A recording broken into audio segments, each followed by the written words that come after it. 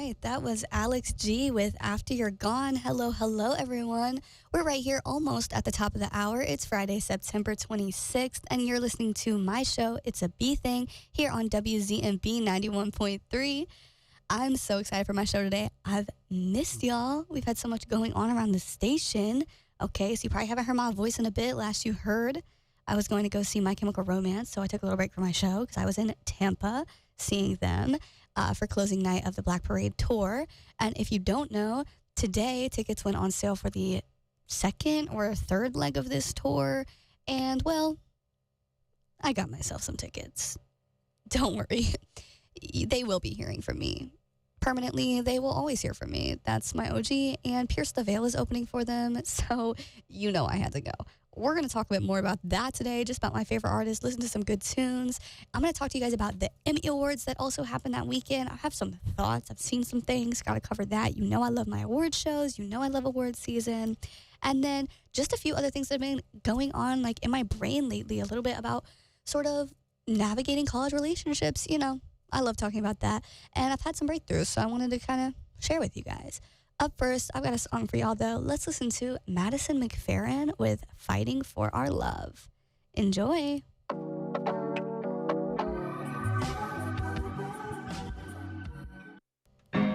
All right, that was Greek with 2:35 a.m. That was my first time hearing that song, and man, that was good. It reminded me a bit of like Daniel Caesar, Dominic Fike, like Brent Faiyaz. Like, I'm kind of obsessed. That's going to be getting added into my rotation. That's going to be added into my yearning playlist immediately. Y'all know me. I have like really hyper specific playlists. That's like totally my thing. Okay. So as I said before, we're going to start out here. I want to talk about the Emmy Awards. Now, this was about a week and a half ago. The Emmy Awards took place over the weekend, and I don't know if y'all saw anything from it. There were only a few like super notable moments. Obviously, we have literally the youngest Emmy Award winner ever, 15-year-old boy who won for Adolescence, which is a really insane show that is on Netflix. Totally recommend checking it out if you're like a film person. The entire show, all 8 episodes, were actually filmed in oneers, which means that at the start of the episode, they started the camera and they did not turn off the camera or like make any cuts until literally the end of the episode. And they did that for all 8 episodes. And this kid was 13, I believe, when he started filming the show. And I mean, hey, it's really good. Not my cup of tea, like usual, not my type of usual watch. Love a good one shot. So I love everything about it. But, you know, normally I wouldn't go for like the very much psychological thriller type thing. He's a star. He totally deserved that award. So that was really cool. The main thing, that's probably one of the main things that happened, other than Hannah Einbinder, who won for Hacks. This is like one of her first awards, I believe, as well. And she had like a really famous quote. She says at the end of her speech, she said, "Go Birds, F ICE and Free Palestine," is what she says. And she was like, ended out her speech with this like big moment and got a lot of hype online for it. So you might have seen her being quoted for that. Those were kind of the only 2 things I saw. But if you saw any clips of anyone's speeches, you might have noticed that in the bottom left corner was a little timer with like a monetary value in it. And that's because the host of this year's Emmy Awards, Nate Bargatze, he's a pretty famous comedian. You've definitely seen him in some things, decided that he was going to quote, like, host a game. This is definitely something I'm assuming came from the Emmy Awards themselves, but they're just like playing it like it was his idea. And basically the premise is that he pledged $100,000 to donate to the Boys and Girls Club of America. But if any of the winners went over their 45 seconds of speech time, $1,000 for every second would be deducted from that money. And for every second they went under 45, $1,000 would be added. And so this was like in efforts to basically cut down on the time of the speeches, which is something that we've seen in all award shows the last couple of years. Excuse me. Which I have some thoughts on. And I know that this was kind of, you know, a fun joke for them to do. And I respect that. Hey, I respect that. It rubbed me the wrong way, I'm going to be honest. As an actor and as somebody who loves award shows, I feel as though music shows and entertainment award shows, the best part for the fans is to get to see these acceptance speeches, especially from people who, like, it's their first time winning. And I think we're really fumbling the bag on award shows lately. If you guys remember, the VMAs, I believe, correct me if I'm wrong, were 2 weekends ago as well, previous to the Emmy Awards, and a new upcoming star, his name is Sonder, won Best New Artist. And his award wasn't even announced on, like, live television. He came off stage from his performance, and the reporter was like, how does it feel to have won? And he had no idea that he had won this award. So he was given, not even half of the same accolades that the rest of the winners received that night. And was kind of put on the spot, didn't get to really give a speech. And that's happening a lot more lately. We're having lots of errors in award shows. We're having, lots and lots of the awards. Over half of the awards of the night are given off screen, which I understand for time purposes, but it really, puts a lot of fans, like, in a difficult position. They're upset that they don't get to see their favorite people. And if they don't, me as somebody who, like, goes to school literally for art, I obviously know why they take these things off, and I know ahead of time which awards are going to be given off screen and which awards are going to be given on screen. But for the average fan, I know a lot of people feel very upset when they're looking for their favorite artist, and then they're like, wait, I never saw that award. Like, how do you guys know who won? Oh, it wasn't even posted. So I just think that it's very weird and takes away from the point of award shows, which is, like, to give these people their moment. Now, with the, like, whole thing about these actors' speeches being too long, hey, I know some of the actors, they like to talk, okay? It can get a little crazy. To punish them by taking money away from the Boys and Girls Club to the point where by the end of the night, I mean, it would go up and down throughout the night, but by the end of the night, the number was in the negatives. So we knew that these people were going to go over.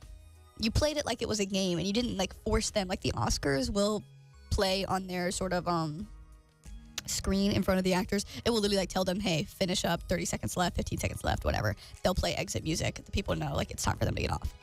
So to do none of that and just basically make these people watch this number that's going to the Boys and Girls Club go down, I'm sorry, it's super weird to me. I feel like we are kind of punishing them, and it kind of purposely makes them look bad when this is, like, the one night out of the year that they get to have something to show for hours and hours and hours and hours of some of the hardest work that you could possibly do. And I know that a lot of average people who do not, like, work in the acting or entertainment industry, tend to write off the creation of these shows and movies because we just see so many of them every day. It's really hard to understand just how much work goes into this, but to take that opportunity away from these creators who have made these industry people so much money, I fear is insane to me. And I really, like, the second I saw that, I was honestly very upset, because I do not think that they need more things on them. And it's kind of like, oh my gosh, well, how dare you talk? Because now you're taking all these money from these poor kids who need it so bad. Come on. And at the end of the night, they still donated $350,000. So they were always going to donate this money. So I feel like there was a better way to have done this. Maybe just having the, if you go under time, we're actually going to add money instead of the losing money thing. I feel like that was a little bit excessive, considering that you were always going to donate that amount of money regardless. And it's really not a funny joke to watch this number deplete into the negatives as the people are talking. These people deserve the time to discuss their processes and to thank the people that helped them get where they are and to take in this moment, because who knows when it's going to happen for them again.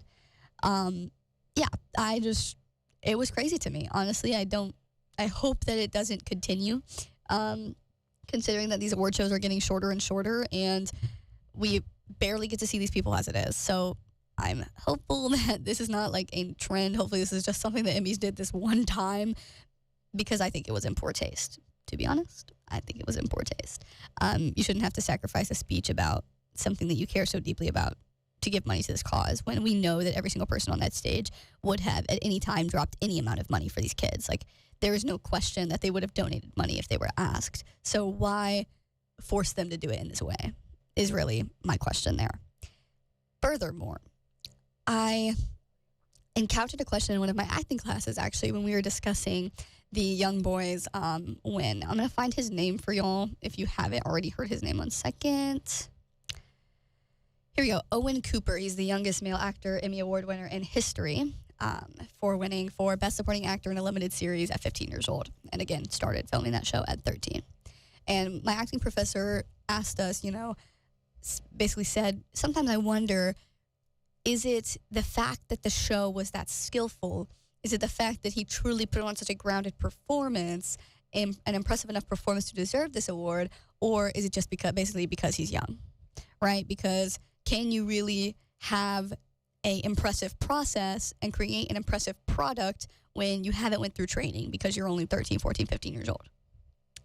And I thought this was a really interesting question. And if you get into like the academic side of theater, which probably most of you listeners out there don't really work in it or go to school for it, there's going to be a lot of different opinions, and that's where you get closer to sort of the opinions of the people who are the ones voting on these shows. We know that the voting committees for the Oscars and for all of these are really just high-paying executives who want to have something to say and do not always make choices that represent what true lovers of the craft believe, and can tend to be slightly, I would say elitist. I would say that.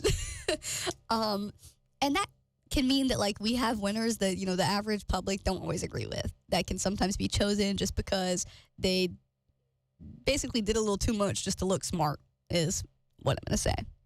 And so I think asking that about this 15-year-old is really interesting. Obviously, he gave an amazing performance. I think probably he deserved it.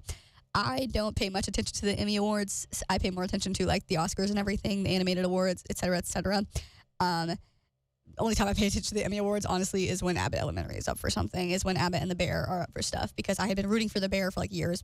They never won when I wanted them to win. It's fine. It's fine. So can't say for sure. Like, I don't know what shows he was up against in this Best Supporting Actor category, but he put on a dang good performance. So question here is, do actors and creatives who do not essentially play the game, who do not pay $1 billion for school and suck it up to everybody and sacrifice all of these things to maybe get this like background role, and then maybe they work their way up to this, and then and they spend years and years and years sacrificing everything they have to hopefully, if they sacrifice enough, get a role good enough and get placed on this pedestal enough to where they can win this award, right? Is that what makes you worthy of winning an award? These years of service? Can you be worthy? Can you possibly create a good performance if you didn't do all of that? I obviously believe yes. I'm a big proponent of a, quote, process. I'm a big proponent of academic, study of theater. That is my thing. I want to direct. I love it. I love the science of it. I think it exists for a reason. But some people are just good. And I am fully against further elitifying, is that a word? Theater. And, creating further divides over who is good at theater and who's good enough to pursue it and who's good enough to get an award for it. That's I definitely disagree with that.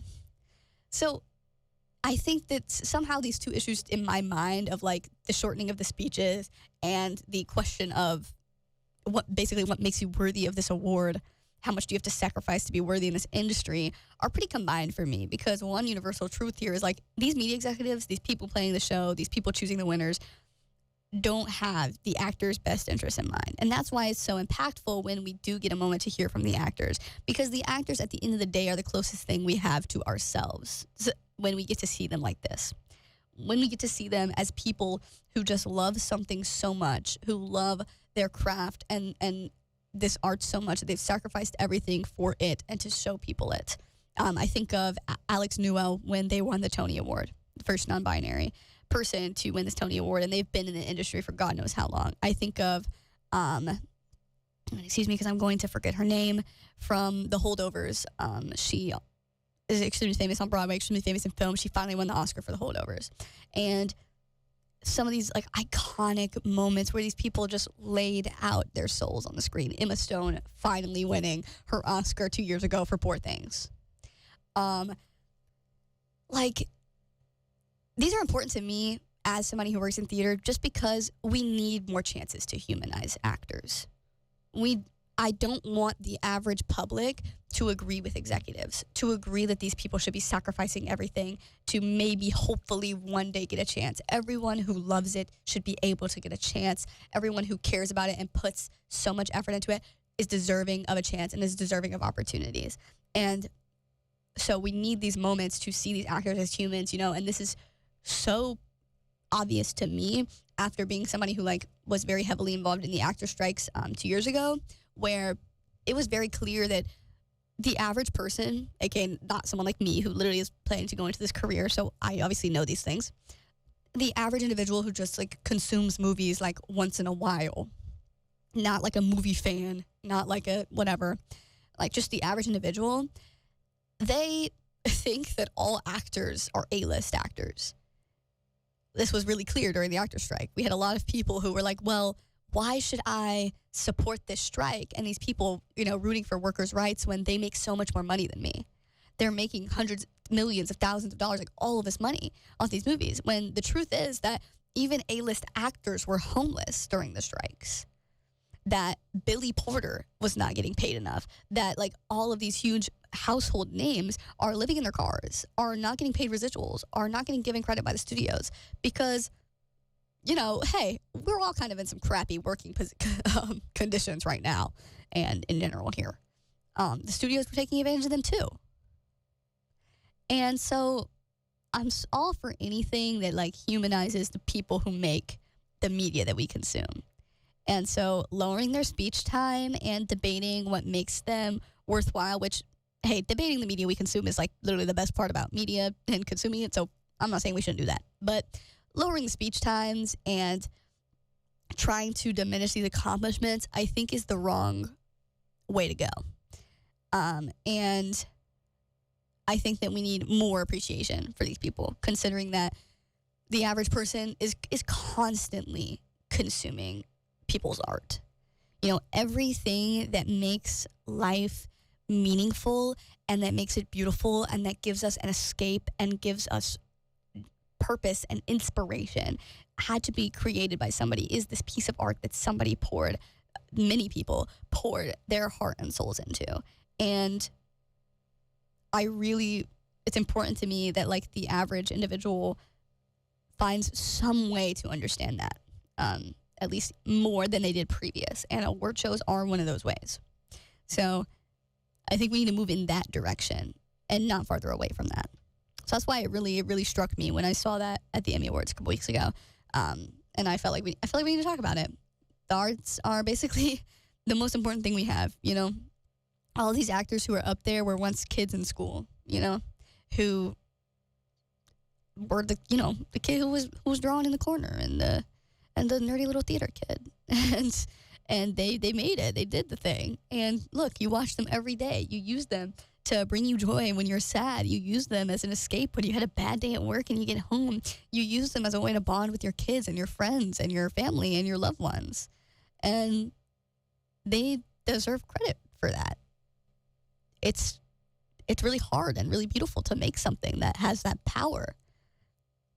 That's why I love it so much. Okay, I'll get off that soapbox. I'll come back to it at some point. It's been on my mind a lot this year. I've been weighing a lot of interesting thoughts about the industry here, and I just wanted to bring that one up for you guys. Let's listen to a little song, take a break. I'm gonna come back, and I've got a bit more to talk about. Okay, next up, I'm excited about this one. I've got Kevin Abstract with Quad Eka, and they're singing "Abandon Me." Now, if y'all remember Kevin Abstract from 2019, Brockhampton era, then I feel like you're in for a treat because that was my era. So I'm very excited to listen to this one. I'm ready for the throwback. Let's check it out. Gold in my hands, gold in my heart. All right, that was Party Next Door with Not Nice. I'm getting into the Party Next Door, guys. I've been getting pressured, okay? Everybody's been yelling at me. I know some of this helps. Okay, I really do. I promise. Like, I'm trying. In other music news, we talked about MCR going back on tour, opening with Pierce the Veil. All my buddies are going to be there. 5 Seconds of Summer. Have you guys seen? Have we seen? I've seen. First of all, this marketing campaign, like, as a marketing social media girly, I'm sorry, I think it's genius. I think it's genius. I have friends who've, like, seen the, like, taped up posters. You know how, like, in LA and London and all the big cities, the bands and, like, the artists will do those, like, plastered posters on the wall, and people, like, take them down, like, really carefully and put in their rooms. My friend went, oh my gosh, it's so lit. Are you kidding me? First of all, this is why I, like, know that it's actually a good marketing thing. Because the first time it came on my feed, I thought I was getting an ad when it was, like, the Not Another Pop Band, just the text. I thought it was an ad. I was, like, so confused. I was like, what is this? And I reloaded my page, and I was like, that was so interesting. I wonder if I could find it again. Like, what was that? And then, boom, it's next day. It was, like, everywhere. It's 5 Seconds of Summer. Oh, okay. And listen, I would play some 5 sauce for y'all, except for the fact that it is actually, we do not actually have it. So next week there will be 5 sauce, because if y'all, like, are not on the 5 sauce grind, if the only song you've heard by them is American Apparel Underwear, which fabulous song, impeccable song, but if that's the only song that y'all have heard, or like their new stuff, the Young Blood, you need to nerd out.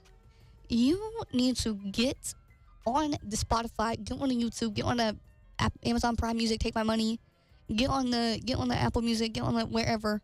Okay, and you need to look, because, English Love Affair, beautiful. Okay, I'm not gonna lie, every song name just went out of my head, but you gotta trust me on this. That band is genuinely, every song is danceable, every song tells a story. If you're a girly pop out there, you better get in there, because, the storyline, the girl next door, like, the falling in love, like, everything, I'm sorry, it is genuinely art. It is the best. I don't care. Like, they have that on lock. It is it's my tea, my cookies. Like, it's everything. Like, I'm so excited. I was supposed to see 5 Seconds of Summer with my friend years ago, and we didn't get to go. And to this day, it haunts me. It's like one of the only bands I have not seen. And, I'm going to be there. If they go back, I'm going to be there. You better trust. I'm going to be there. Okay. So I'm manifesting that tour, because I'll be there. I'm a concert girly, y'all know. I'm literally like, how many concerts have I been to this year? I don't, like 100. We got Tyler the Creator, we got MCR, we got Pierce the Veil, we got Evanescence, we got Sleep with Sirens, we got Tate McRae. I'm seeing Pierce the Veil again after that. Yeah. There's a lot. I think there was more. I think I'm missing one, to be honest. Like, I can't remember. There's so many. And then MCR again next year. Like, yes, please. So that was hype. That was very much hype. I just remembered that happened. I'm very excited about that. I'm going to be adding them back into my rotation, because I haven't listened a little bit. Like, usually that's like in my summer playlist. There's always going to be some 5 sauce. But I heard one of their new songs, and I was just like, oh, you guys, they're perfect. They're perfect at what they do. Okay, I'm sorry. Like, one thing about me is I'm always going to love a boy band like that with the and they do it right, because they're pop punk. And so I know y'all love the One Direction. I have some One Direction stans, like, who are my close friends, and I respect y'all. Like, I love the Directioners. I do. Like, I love you girlies. Y'all are so cute. It's not my cup of tea, but personally, I never got there. But that one, I think it's called, the one's like, da da da da da da da da da da da. Oh, I just want to take you anywhere that you like. Yeah, I think it's literally called Kiss Me. Now that was beautiful. Songs like that, and like the ones 5 Sauce make, where it's like the boy bands, and it's like basically just like about this beautiful enigmatic girl, and how they just want to spend time with her, and how they're like obsessed with her, and how she like defies all. Sign me up. Fantastic. Give me 14 of them right now. Fantastic. That's all I want to hear. Okay. Oh, yes. English Love Affair. Yes. Oh my gosh. Her daddy's a preacher and she's sneaking out. Yes. I live for it. That's the fantasy, bro. That is the fantasy. Ugh. Amazing. Now here's my crappy segue, basically. I love some romance songs. Y'all know I'm a hopeless romantic. I read the romance books, okay? I think I've always been this way, at least as long as I could, like, compute what that meant. So, like, at least since I was, like, 12, okay, and cared about that sort of thing. I have always been, like, self-proclaimed hopeless romantic. I love the idea of it. I love sort of the fantasy of, like, calling yourself it, of being a person who can, you know, be surrounded by, like, so much love and joy and light and finding love in all these places. And specifically, like, I love, like, music like that and life experience and books like that, and that give you that feeling of what it would be like to be sort of that really just pure and, like, almost, I don't want to say juvenile, but it's youthful in a way, type of love. And we talked about before how, as a college student, it was interesting for me to, like, weigh this idea of what does it mean to be, like, a young adult, an adult, and know that sort of thing of, like, she looks so perfect standing there and I'm never gonna pair her underwear. Yeah, all of that, like, might not exist anymore. Because that's kind of a thing that's a unique experience that's really specific to, like, young adulthood and teenagerhood. And I'm not really there anymore. I don't know. Am I a young adult? I genuinely don't know. Y'all let me know. I don't know. And so what that means to be like, oh, I never got that. And it's kind of a little bit sad, a little bit bittersweet, because, hey, I know people who have, and it would be really nice. And I know that, like, it seems like I feel like I talk about this all the time on the show, which makes it seem like this is something that I really consider a lot. But if I'm honest, this has only been something that I've considered, like, in the last 6 months. Like, I never previously sort of, like, weighed on this as much. And I think that's because, like, coming into my 20s, you know, yes, like, the people around me are dating. People around me are discussing what that means and what relationships look like. And it is one of my favorite conversations to have. I really love having, like, really intimate conversations with my friends and sort of digging, like, deep and dirty into all the things. So it is around me a lot. At camp, even at camp, like, that's one of the things that I love to talk about, is sort of, like, the differences and cultures with, like, my friends from other countries and, like, dating there. It's honestly fascinating. Highly recommend. But it does end with a lot of them seriously humbling me with how low the bar is. Yeah, I'm getting humbled. Got humbled this morning, actually, by my friend Joe. So be warned. That is the side effect. It's a little bit embarrassing sometimes, but I really enjoy those conversations, and it seems like I talk about it a lot, but I promise it's really not. But over the last couple of weeks, I have been hanging out with my friends, okay? So the conversations have come up. And one of the things I realized is, I think because I did miss out on that experience as a kid, and because of many other things that, unfortunately, I have yet to fully discuss on my show, but I did not have, you know, best models of secure relationships in my life, or really any models of secure relationships in my life. In fact, I specifically had models of unhealthy and insecure relationships in my life, and specifically where they were, like, put onto me in a really dangerous way when I was a kid. And so I know that that has affected that for sure. And so now I'm, like, older, and it's like, wow, that's not really, you know, that beautiful hopeless romantic, all the romance books, all the things, like, maybe that's not really an option. And wrestling with, like, wrestling with what that means for me. And I know that it's a little negative. I'm not trying to be negative. I'm working on it. Can you hear it in my voice? Can you hear I'm really working on it? But what I want to talk about is navigating that. And basically, the situation that I've been in the last couple weeks is where I realized it's a lot easier for my friends and some of these people around me to access these emotions and to visualize these experiences, dating, basically is what I mean, intimacy, and, like, falling in love and all the cute things with people, that it is for me. You know, I've always known that I have a thing with men, unfortunately. I got a bit of a thing there. You know, it happens. Not all of us got positive male figures in our lives, guys. Okay? Some of us are just really close with our history teachers in high school. Y'all know how it is. Y'all know what I mean. No, that y'all actually do know what I mean. Like, don't play, like. Hey. Back to the story.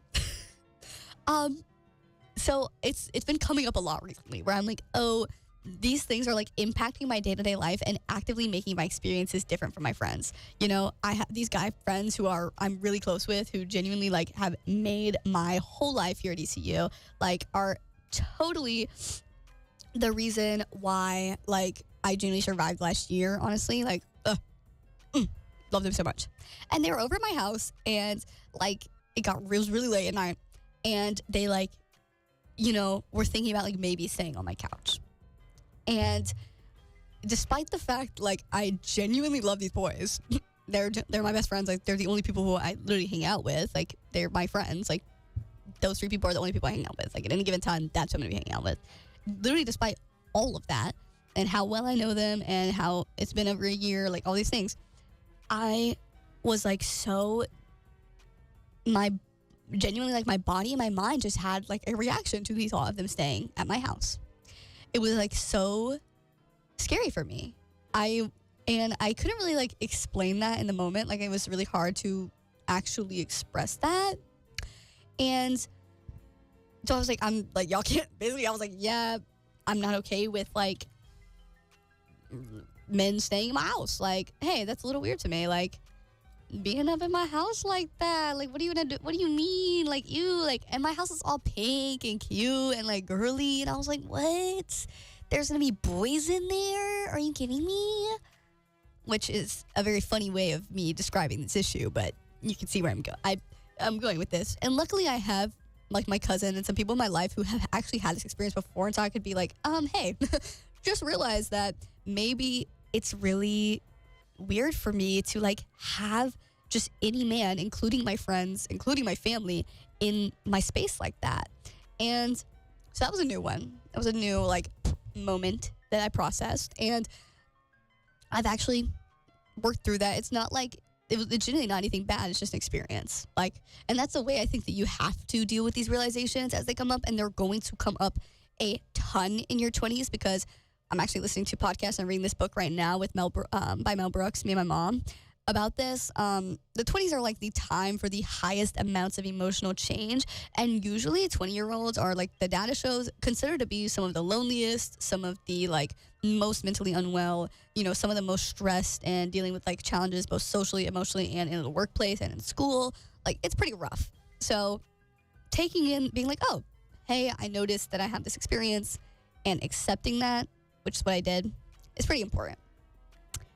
Furthermore, it's definitely scary to think like that you might not get these like romantic experiences that you've always dreamed of. But obviously we know that the truth is, hey, life is so long. It's going to happen. Think of how many people in your life that it has happened for.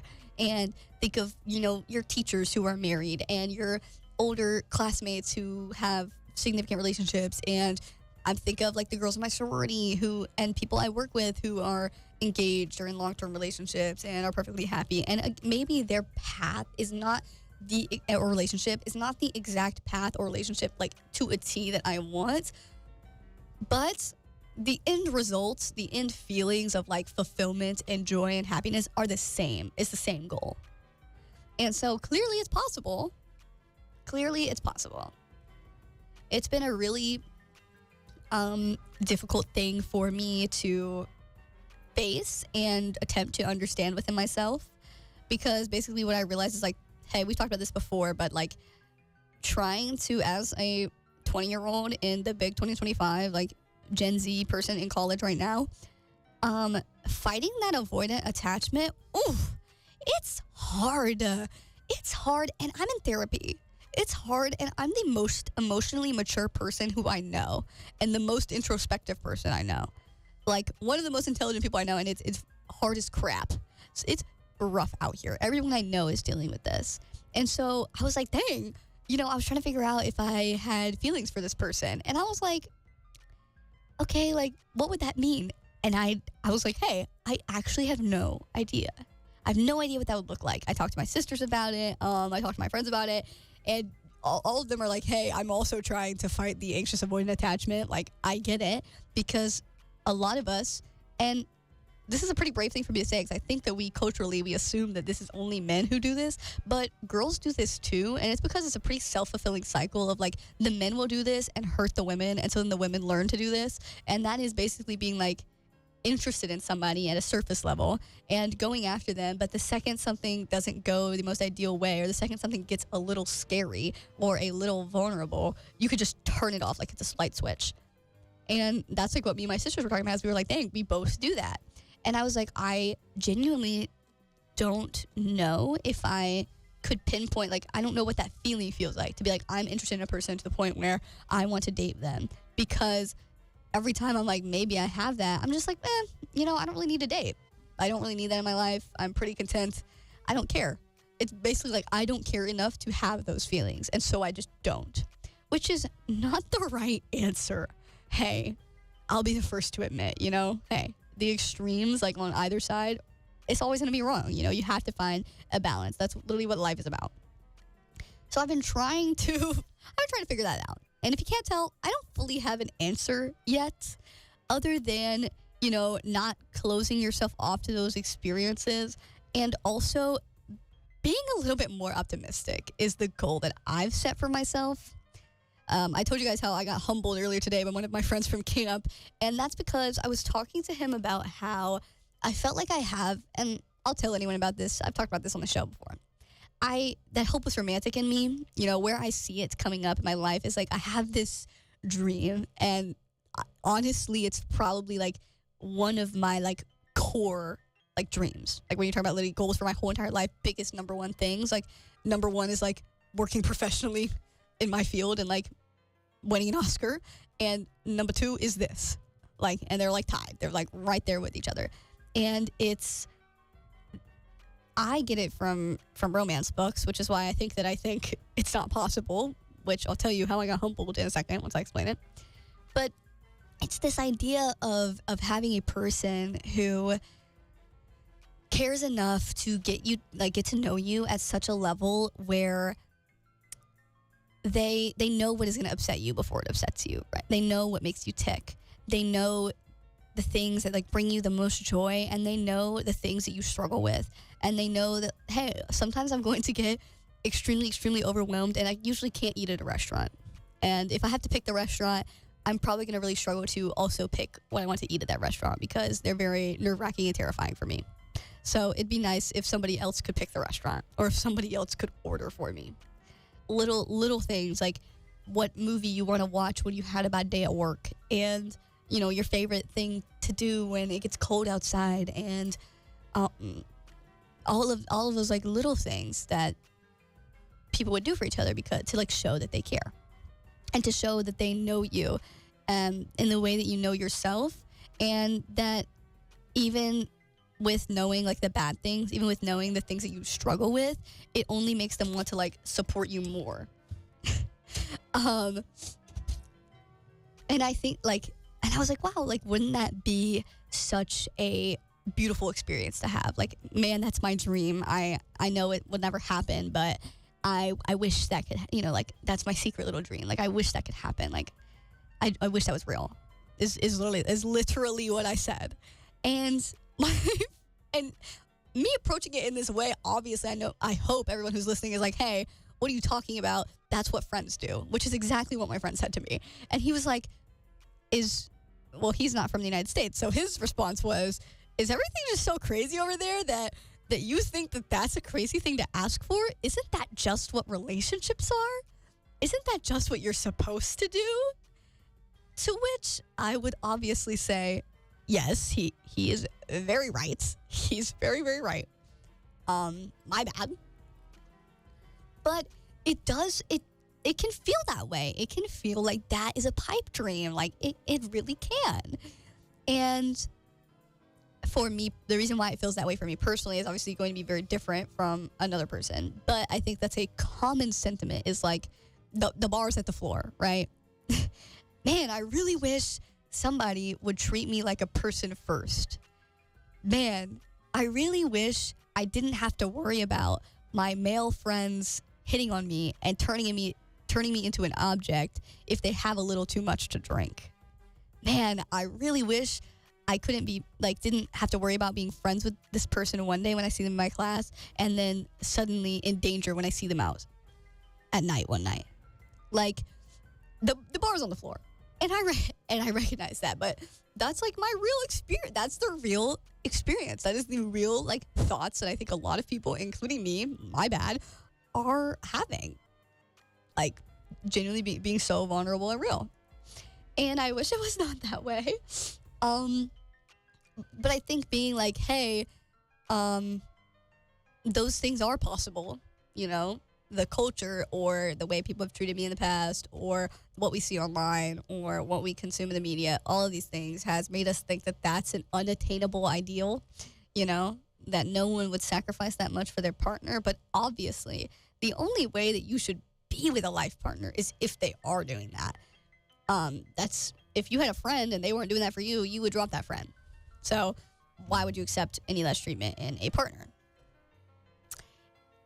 These are all things that I've been deeply considering lately. Y'all know I think about it a lot. I wish that I had a solution. And I'm a big relationship advice person. Like, trust, if y'all want advice, I will give advice on, you know, anything other than this one thing. If the advice that you want advice on is how do you find a relationship, I'm going to tell you, baby, you better be okay with being with yourself first. Thank you very much. Other than that, though, I can't give some advice. Other than that, I promise I can't give some advice because I'm a very smart person. But with this specific thing, I don't know what the path is for me. And so I've been accepting and learning to, like, be okay with just not knowing what the path is, but also attempting to find ways to push myself to exploring a path. Because the problem for me is I'm not exploring any paths, and I'm just accepting that there might be none. And that's not a true experience. I'm okay, and I have this acceptance if there is none, if none of them do, if I explore them and none of them do work out, then I have this internal trust in myself and knowledge of myself and emotional intelligence to where I would be okay.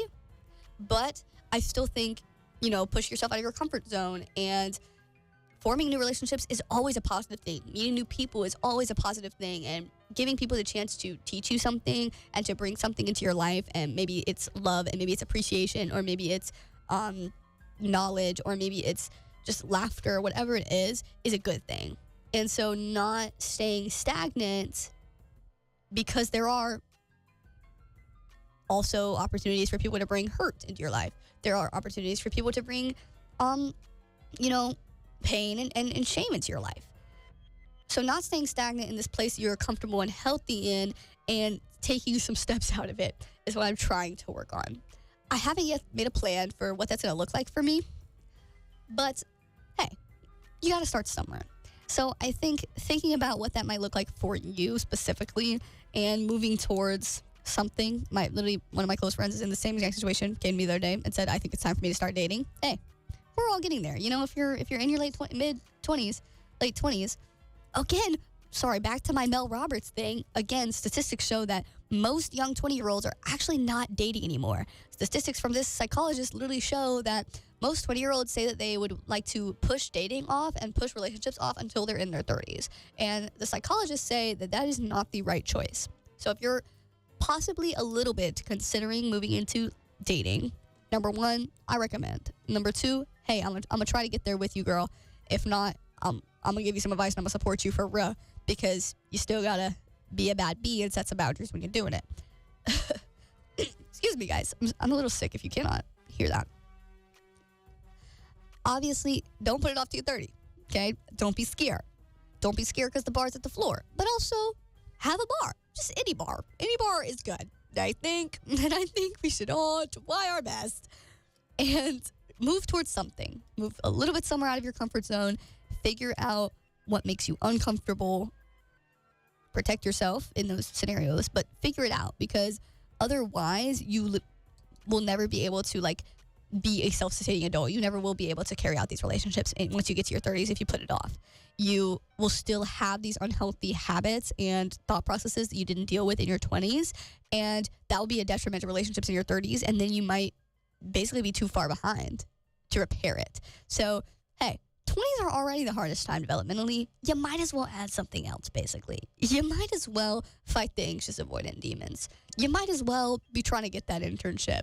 You might as well be trying to figure out what the heck you want to major in and where the heck you want to get your job. And you might as well figure out what your personal values are when it comes to your friends and your relationships and your family and all the things. You know, why not just add in another thing on top of all of that at that point? It might be fun. That's basically where I'm at. I will report back. I'm going to basically try to set some goals related to this thing and try to continue like doing my internal research to figure out like what that means for me. And that's my plan. I'm going to come back. I'm going to have some goals. We're going to accomplish some things. My friend group, they actually decided to give goals to each other. I did not personally take one. That was my choice. I'm going to give myself the goals. But hey, that's one option. Get your friend group together. And if you want to say, hey, this friend, like you need to go on 3 dates this semester because you never go on dates and you never do anything, or you need to go do something social at least once every other week or something like that, once a month, because you're just studying all the time. Do that. Like, hold each other accountable and find fun ways to accomplish these things. Because, yes, we need to work on our personal life. Like, yes, we need to work on gaining identity capital and getting good grades and being successful at school and work. But we also need to work on setting ourselves up for success in the future socially. And if you want a family, and if you want a large friend group, and if you want whatever it is you want, you need to also make the stepping stones to make that come true. And unfortunately, there isn't a place like school where a teacher or an individual can lay those steps out for you. You have to figure out those steps yourself. I mean, you could also go to therapy. That's what I'm doing. You should also go to therapy. It's really helpful. But not everybody has that. So, you know, you need to be able to do that yourself. And so, yeah, that's my partial soapbox on that issue. It's been interesting sort of figuring that out for myself these last couple of weeks. I'm going to continue working on it. We'll see where it takes me. I hope somewhere good. I hope I figure it out. I would like to make some progress on that. That's my goal. That's all I got. Let's listen to some Dominic Fike because I'm in a little mood, okay? Because we heard that last song. Y'all know it reminded me of him, so I had to pull it up for y'all. We're going to listen to 3 Nights by Dominic Fike. Is it Fikey or Fike? I don't know. But we're going to listen anyway. So let's enjoy it. All right, that was Dominic Fike with 3 Nights. Hey, not my favorite of his songs, but I love him. What can I say? All right, I'm going to close out this show, y'all. Thank you so much for listening to me, Ab. Thank you for letting me get up on my soapbox, per usual. If you want to keep up with me, you can check out my Instagram. It's Lime.Sorbet, and I also have a YouTube channel under the same name where I post recaps of all of my shows. If you want to listen to just the shows with like no music, you can listen over there. Basically podcast style, me yapping about all the things. It's pretty cool. I enjoy it. I haven't gotten my best hits back on there from last year. I'm going to add a few of them back. I didn't record like my favorite show of all time last year, my Valentine's Day show, so I'm going to have to run that back this year. Trust. 'Cause that was some of my best work, honestly. Make those goals for yourself, you know, do something fun this weekend, try and think about those things. I'm going to do some work that I've been seriously procrastinating. Seriously, like for multiple weeks. It's really bad, and now I just have to do it tonight. So, you know, college student things, it happens to the best of us. And might hang out with my friends, try to work on those things. So enjoy yourself, be kind to yourself, okay? It's been a weird semester for me. I don't know if it has been for y'all. So give yourself some kindness and understanding and take it day by day. Find something good to do. Read a book. If y'all want a romance book recommendation, read Deep End. I've talked about it before on the show. I'm reading it again. Read Allie Hazelwood. Read Emily Henry. That's all I have to say. That's all I always have to say. Read any book. Please read. Nobody reads anymore. So if you take one thing from the show, if you ignored everything about the relationships, you know, how about pick up a book? I'm okay if it's Dr. Seuss. I'm okay with that. Or if you just want to read some poetry on Instagram, you know, something. Use your brain. I love it. All right, y'all. Have a good weekend. I will see y'all next Friday. We've got Deep Cut here. Midwestern emos, where you at? It's time for mom jeans, poor boxer shorts. Enjoy the rest of your day. I'll see y'all next week.